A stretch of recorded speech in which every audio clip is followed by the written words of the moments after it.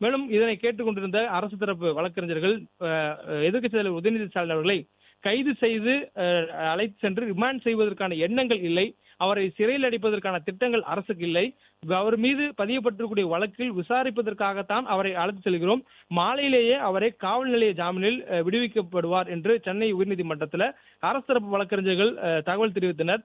மேலும் கைது செய்யப்பட்ட உதயநிதி விசாரணைக்காக தஞ்சை அழைத்து செல்லப்படுகிறார் என்று அரசு தரப்பு வழக்கறிஞர்கள் கூறியிருந்தார்கள். உதயநிதியை ரிமாண்ட் செய்து சிறையில் அடைக்கக்கூடிய எண்ணங்கள் இல்லை என்பதெல்லாம் அவர்கள் குறிப்பிட்ட அந்த வார்த்தைகள். மேலும் இன்றைக்குள் விசாரணையை முடித்து இன்றே உதயநிதியை விடுவிக்க வேண்டும் என்பது சென்னை உயர்நீதிமன்றம் அந்த வாதங்கள் எல்லாம் கேட்டுக்கொண்டது பிறகாக கொடுத்திருக்கக்கூடிய ஒரு உத்தரவாக பார்க்க முடிகிறது. மேலும் தமிழ்நாடு அரசு வழக்கறிஞருடைய வாக்குறுதியை ஏற்று திமுக தொடுத்திருந்த வழக்கை முடித்து வைப்பதாக நீதிபதி இளந்திரையன் உத்தரவு பிறப்பித்து அந்த வழக்கை முடித்து வைத்திருக்கிறார். இதன் அடிப்படையில் காலையில சென்னை நீலாங்கரை இல்லத்திலிருந்து அழைத்து செல்லப்படக்கூடிய எதிர்க்கட்சித் தலைவர் உதயநிதி ஸ்டாலின் தஞ்சைக்கு அழைத்து செல்லப்பட்டு அங்கு விசாரணைக்கு பிறகாக இன்று மாலைக்கு உள்ளாக விடுவிக்கப்படுவார் என்று சொல்லப்படுகிறது. மேலும் தற்பொழுது அவர்கள் விழுப்புரத்தை தாண்டி அவர்கள் செல்லக்கூடியதாக சொல்லப்படுகிற நிலையில இன்னும் அவர்கள் தஞ்சாவூரை சென்றடைவதற்கு குறைந்தபட்சமாக 2-3 மணி நேரமாக எடுத்துக் கொள்ளப்படும். அப்படியான சூழலில் அவர்கள் சென்றடையும் போதே மாலை நேரம் வந்துவிடும். நீதிமன்றத்துடைய உத்தரவு அடிப்படையில் காவல் நிலையத்தில் எத்தனை மணி நேரம் அவர் வைத்து விசாரணை மேற்கொள்வார்கள் என்பது கேள்விக்குறியாக கூடிய சூழலில் அவர் மீது பதியப்பட்டிருக்கூடிய வழக்கு விவரங்கள் குறித்து முன்கூட்டியே காலையிலேயே உதயநிதியிடம் அதற்கான அந்த ஆவணங்களை கொடுத்து என்ன வழக்கு, யார் கொடுத்த புகார், அதன் அடிப்படையில் பதியப்பட்டிருக்கூடிய வழக்கினுடைய விவரங்கள், குற்ற வழக்குகள் எந்தெந்த பிரிவுகளில் வழக்கு பதிவு செய்யப்பட்டிருக்கிறது உள்ளிட்ட விவரங்களை எல்லாம் உதயநிதியிடம் தெரிவித்து மற்றும் ஒரு குடும்பத்தாருக்கு தெரிவித்தே இந்த கைது நடைபெற்றிருக்கிறது. எனவே மாலை நேரத்துக்குள்ளாக சட்டப்படி அவர் விடுவிக்கப்படுவார். அதுவும் சொந்த காவல்நிலை ஜாமீன்ல அவர் விடுவிக்கப்படுவார் என்ற தகவலும் சொல்லப்பட்டிருக்கிறது.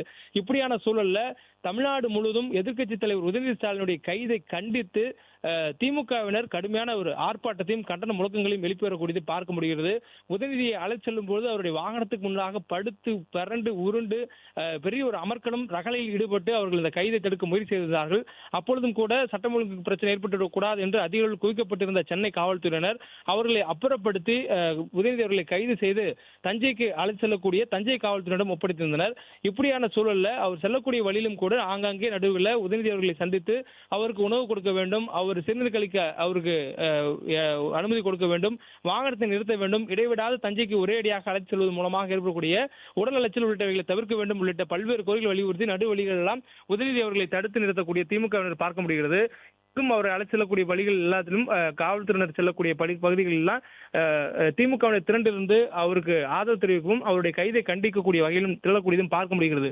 இது ஒரு புறம் இருக்க, மறுபுறம் தாவேகாவினர் இனிப்புகள் கொடுத்து கொண்டாடுவதும் உதயநிதி பேச்சுக்கு கண்டனம் தெரிவித்து ஆங்காங்கே போராட்டம் நடத்துவதும் என்று தாவேகாவினர் மறுபுறம் தங்களால் முடிந்த போராட்டங்களை தாவேகா அரசு எடுத்திருக்கக்கூடிய நடவடிக்கைக்கு ஆதரவாக உதயநிதிக்கு எதிராக தங்களுடைய நிலைப்பாட்டை அவர் வெளிப்படுத்தக்கூடிய அந்த நிகழ்வுகளும் பார்க்க முடிகிறது. இதுபோல் ஒரு நாளில் இரண்டு புறமாக 2 கட்சிகள், ஆளுங்கட்சி எதிர்கட்சி இரண்டும் தனித்தனியே எதிரெதிரே திசைகளில் ஒரே விவகாரத்தில் எதிரெதிர் நிலைகள் நின்று போராடக்கூடிய அந்த காட்சிகளும் தமிழ்நாட்டில் இன்றைய தினம் அரங்கேறி இருக்கிறது. அது மட்டுமின்றி பல்வேறு இடங்களில் காவல்துறையினர் சட்டம் ஒழுங்கை பாதுகாக்கக்கூடிய கடமைகள் இருப்பதனால் போராடக்கூடிய திமுகவினர் கட்டுப்படுத்தி அங்கங்கே அவர் கலைக்கக்கூடிய அந்த காட்சிகளும் பார்க்க முடிகிறது. மேலும் சென்னை நீலாங்கரை இல்லங்களில் நீலாங்கரை பகுதியில் இருக்கக்கூடிய உதயநிதி ஸ்டாலினுடைய இல்லத்திற்கு முன்பாக திரண்டிருந்த திமுகவினரை உதயநிதியை கைது செய்வதற்கு முன்பாக அவர்களை கைது செய்து வாகனத்தில் ஏற்றி அழைத்து சென்றிருந்தார்கள்.